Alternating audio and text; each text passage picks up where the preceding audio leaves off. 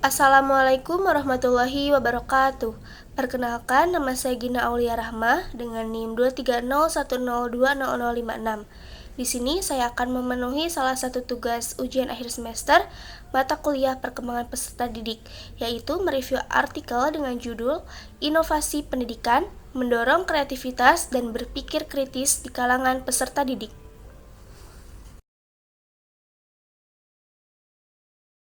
Latar belakang penelitian. Berpikir kritis siswa belum berkembang secara maksimal.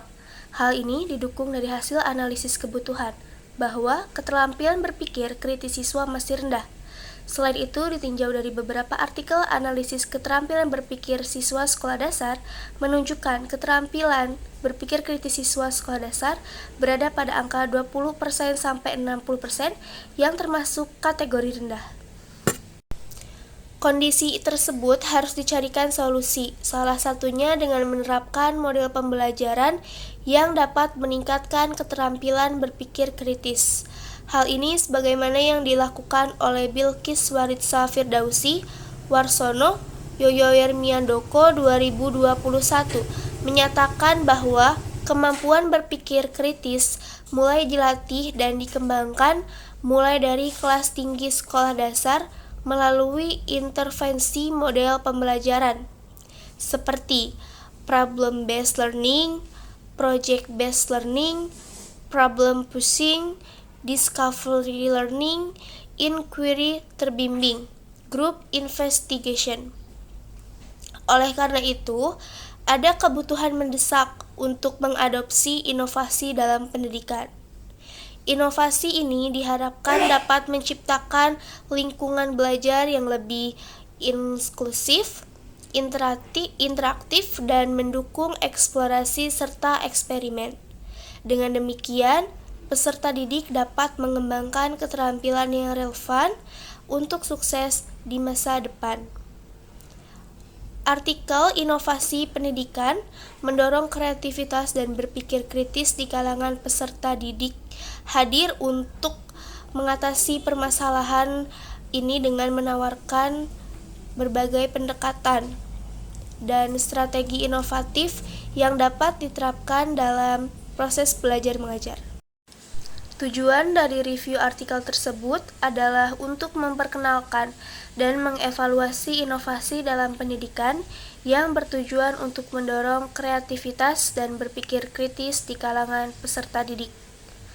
Dengan melakukan review ini, pembaca dapat memahami konsep inovatif yang diterapkan dalam pendidikan serta dampaknya terhadap perkembangan kreativitas dan kemampuan berpikir kritis siswa. Selanjutnya, metode penelitian. Penelitian ini termasuk penelitian studi literatur, di mana proses pengumpulan data dilakukan dengan mencari referensi teori yang relevan dengan permasalahan yang ditemukan. Studi literatur adalah sebuah cara yang dipakai untuk menghimpun data-data atau sumber-sumber yang berkaitan dengan permasalahan penelitian. Teori yang ditemukan akan dijadikan referensi sebagai pondasi dasar dan alat utama dalam penelitian. Jenis data yang digunakan penulis dalam penelitian ini adalah data primer dengan melakukan observasi dari data sekunder yang diperoleh melalui jurnal, buku, dokumentasi, dan internet. Data yang diperoleh kemudian akan dianalisis dengan metode analisis deskriptif. Metode analisis deskriptif dilakukan dengan cara mendeskripsikan sebuah permasalahan atau fakta-fakta yang didapat dengan penjelasan dan penguraian, kemudian dianalisis oleh penulis. Hasil yang diperoleh dari artikel Inovasi Pendidikan Mendorong Kreativitas dan Berpikir Kritis di Kalangan Peserta Didik menggarisbawahi beberapa aspek penting yang menjadi fokus dalam upaya meningkatkan kreativitas dan berpikir kritis melalui inovasi pendidikan. Berikut adalah pembahasan singkat dari artikel tersebut. Yang pertama, integrasi teknologi dalam pembelajaran. Teknologi memainkan peran penting dalam mendukung inovasi pendidikan. Penggunaan perangkat lunak internal, platform pembelajaran online, dan alat kolaboratif digital dapat membantu menciptakan pengalaman belajar yang lebih dinamis dan menarik. Teknologi memungkinkan siswa untuk mengakses informasi secara lebih luas dan berpartisipasi dalam pembelajaran yang lebih interaktif. 2. Metode pembelajaran berbasis proyek atau project-based learning adalah salah satu metode yang efektif untuk mendorong kreativitas dan berpikir kritis. Dengan bekerja dalam proyek, siswa belajar untuk menyelesaikan masalah nyata, berkolaborasi dengan teman sebaya, dan mengembangkan solusi kreatif. Metode ini juga membantu siswa untuk menghubungkan teori dengan praktik nyata. 3. Peran guru sebagai fasilitator. Dalam konteks inovasi pendidikan, peran guru berubah dari sekedar penyampai informasi menjadi fasilitator pembelajaran. Guru diharapkan mampu menciptakan lingkungan yang mendorong eksplorasi, eksperimen, dan diskusi terbuka. Guru juga perlu memberikan bimbingan dan dukungan yang tepat untuk membantu siswa mengembangkan kemampuan berpikir kritis dan kreatif. 4. Evaluasi pembelajaran yang komprehensif. Evaluasi yang berfokus pada pembelajaran bukan hanya hasil akhir, sangat penting untuk mengukur perkembangan kreativitas dan berpikir kritis siswa. Metode evaluasi yang beragam seperti penilaian proyek, presentasi, dan refleksi diri dapat memberikan gambaran yang lebih menyeluruh tentang kemampuan siswa. Yang kelima, lingkungan belajar yang mendukung.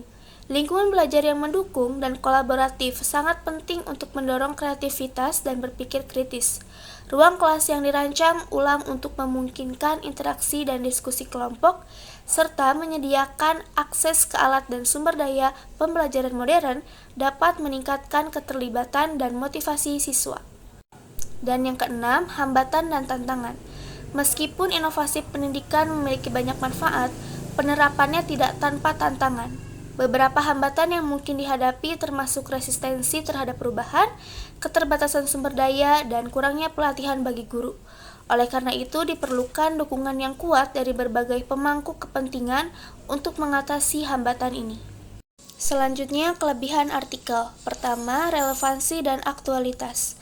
Artikel ini sangat relevan dengan tantangan pendidikan saat ini, terutama dalam konteks globalisasi dan digitalisasi. Topiknya sangat aktual dan penting untuk dibahas. 2. Pendekatan komprehensif.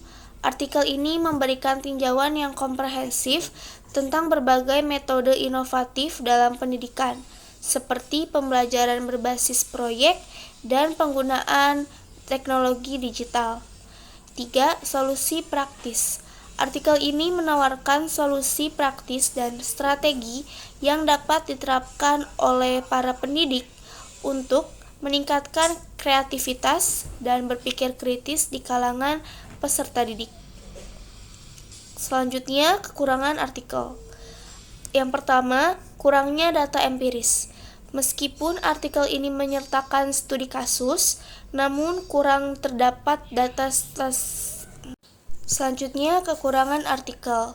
Yang pertama, kurangnya data empiris. Meskipun artikel ini menyertakan studi kasus, namun kurang terdapat data statistik atau hasil penelitian kuantitatif yang mendukung argumen secara lebih kuat. 2. Tidak semua konteks terjangkau. Artikel ini mungkin lebih relevan untuk sekolah-sekolah dengan sumber daya yang memadai. Bagi sekolah di daerah terpencil atau dengan keterbatasan sumber daya, beberapa solusi yang diusulkan mungkin sulit diterapkan. Yang ketiga, kurangnya perspektif peserta didik. Meskipun fokusnya pada pengembangan kreativitas dan berpikir kritis siswa, artikel ini tidak banyak menyoroti perspektif atau pengalaman langsung dari peserta didik itu sendiri. Cukup sekian review artikel yang dapat saya sampaikan. Mohon maaf atas segala kekurangan dan kesalahan. Terima kasih. Wassalamualaikum warahmatullahi wabarakatuh.